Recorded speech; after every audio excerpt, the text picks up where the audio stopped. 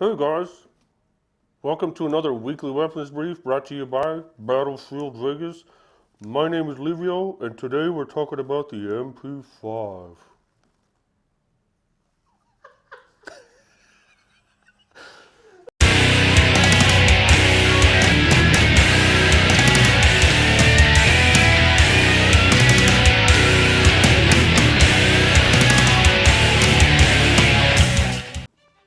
The MP5 was first put into production in 1966 by Heckler and Koch.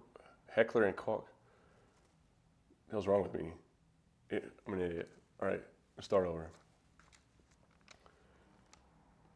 So, the MP5 was first put into production in 1966 by H&K. It's still being produced today, and there's actually a couple other companies out there producing copies of it. But here at Battlefield Vegas, or our experience, especially with the volume that we push through these guns, the H&K versions are still the better versions to have. The MP5 is a closed bolt, air-cooled, blowback operating system, and it fires a 9x19 parabellum round. All right, guys, some cool history about the MP5. It was originally, but for a very short period of time, called the HK-54. It was first adopted by the German Federal Police, their border police, as well as their military special operations. Like in 1977, the GSG-9 actually used it when some terrorists hijacked a plane and headed to Somalia with it. But in 1980 is when it first gained all its huge popularity, when SAS commandos on live television actually stormed the Iranian embassy when some terrorists took over the embassy in London. And they saved some hostages. I think they killed 5 terrorists. From that point on, SWAT units all across the United States have been using it until the late 90s when they started picking up the AR platforms. U.S. Special Operations have been using it since Grenada, Panama, and they're still using it today. So right now, I'll tell you what, we're going to go and see Sean. Send this over to Sean, and we'll do a quick breakdown and reassembly for you guys and go into it a little bit more. All right, guys, this is the MP5. This is your standard HK Select Fire model. There's literally hundreds of variants of this gun. We're going to go ahead and start taking this apart, but first we need to clear out the weapon.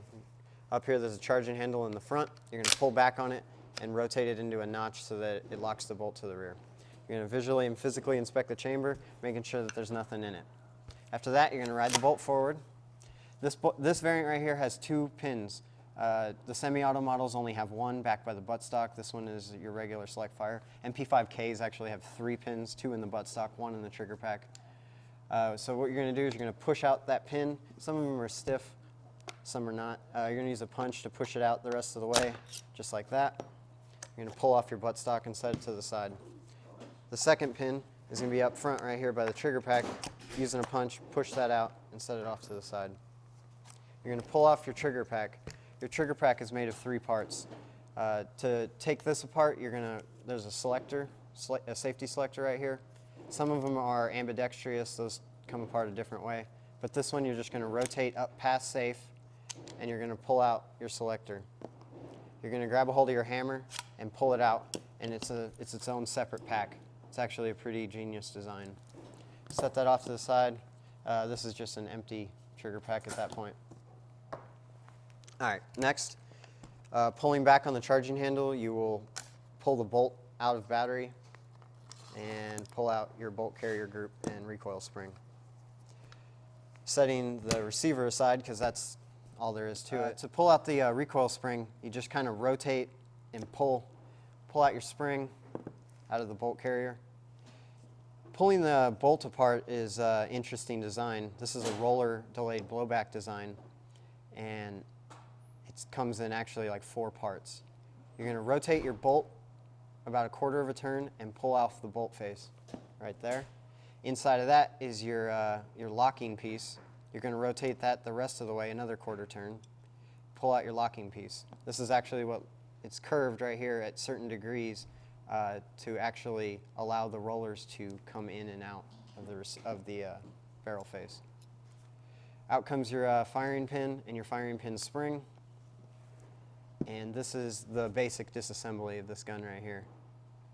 We're going to go ahead and put it back together for you. Pretty simple.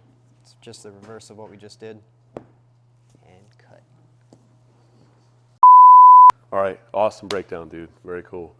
All right, so here at Battlefield Vegas, we're known for having a wide variety of different types of guns that we have here. Earlier, Sean mentioned that there's just a ton of different variants of the MP5. So we laid out a lot of the different variants that we have here, and we'll go down some of the specifics, but not break down everything about the differences in these guns, just some of the specifics. Why don't you go ahead and start for us, man? All right, from before, this is your standard MP5 that I was talking about before in the breakdown. The interesting thing about this one is the barrel. It actually has a tri-lug. This one's more of a hybrid of the two. It actually has the threaded barrel and the tri-lug, but the tri-lug was specifically made for a quick detach suppressor. You just put it on, push down, and turn, and it's on there. It's good to go. That's awesome. This one here will go along with some of the super rare stuff that we're known for. This is a 10 millimeter MP5. This is got a 2-round burst trigger pack on it. This is ambidextrous, and what he was talking about before with the 3-lug and the threaded, this suppressor is a threaded suppressor. What's pretty exciting about this one, this is the Knights Armament. This is a Navy 10 millimeter suppressor, man. This is the most rare thing here on the table. This thing's a lot of fun. This is pretty cool.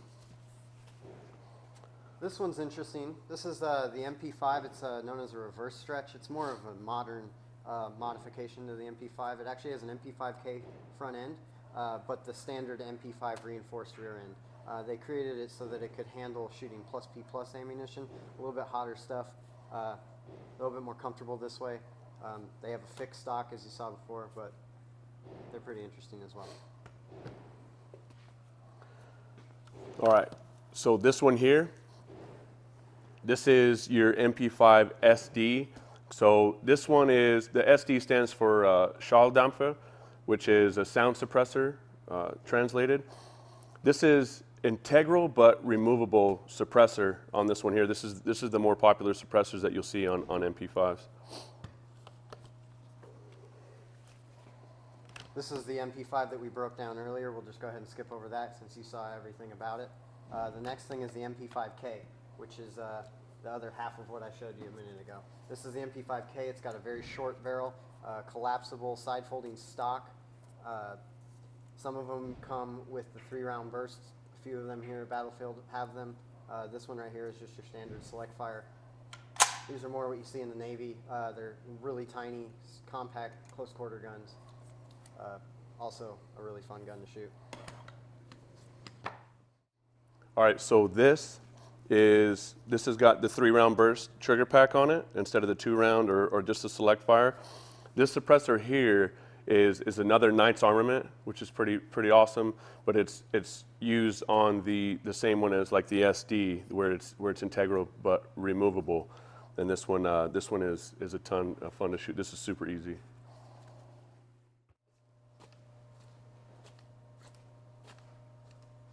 Just like that. That's ever seen? All right, guys. So real quick, we're going to go over how you ideally want to shoot this here at Battlefield Vegas. As always, keep your finger high and up off the trigger until you're aiming, ready to shoot. You're going to put it in the pocket of your shoulder like Sean has it right here. This has a lower stock on it. Instead of like a big standard stock that you put your cheek on, you actually want to bring it lower, closer to your chin. That way you can get your eye lined up on the rear sight, find that front post, line everything up for yourself. Your MP5s, especially when they don't have a suppressor on them, and even more so when it's a K version, it's going to have a lot of climb because they're pretty quick on full auto. So what you want to do is you want to make sure that your shoulders are further forward than your hips. You want to keep your elbows tucked in, push your shoulder forward, try to square off with it just a little bit, and hold on tight for your bursts.